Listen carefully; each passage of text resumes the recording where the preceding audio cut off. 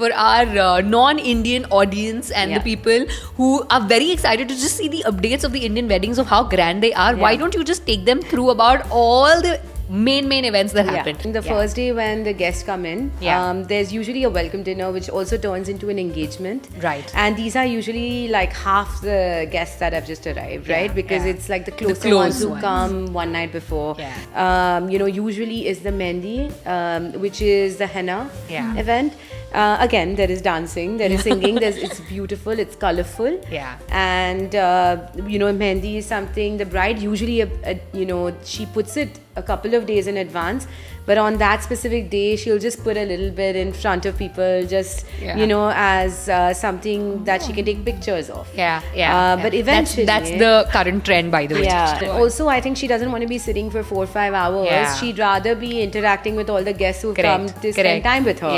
And dance also. And dance, and, so it's pretty much like a typical Bollywood movie, by the way. That specific night, usually you would have a Sangeet.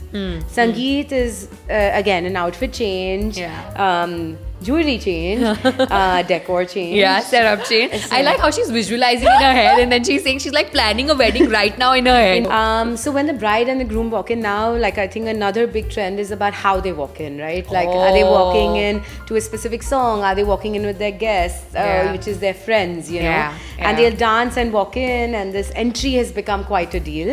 And then after that, there's usually family performances where each side has some dances that they've already prepared, back home with their choreographer, which is also pretty dramatic. It's again like you feel like you're in a movie. And eventually you have a performer who performs or a DJ who takes on the event. So this is usually a Sangeet. This would go on till like 3, 4, 5 in the morning, depending again on the family. Then the following day, usually the lunches are more relaxed. Some people make an occasion out of it. Some people just make it pretty relaxed because they want people to get ready for the Bharat.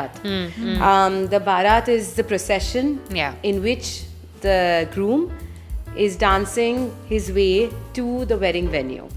And that is where we have a car and we have a DJ and we have people playing the dole, the drums, taking the procession to the wedding venue where the bride side is usually waiting to welcome the groom side. And then we have a traditional ceremony which is usually walking around the fire. The wedding ceremony is then put to an end, sometimes with dinner, sometimes a reception follows. And that's about it. And there's always an after party.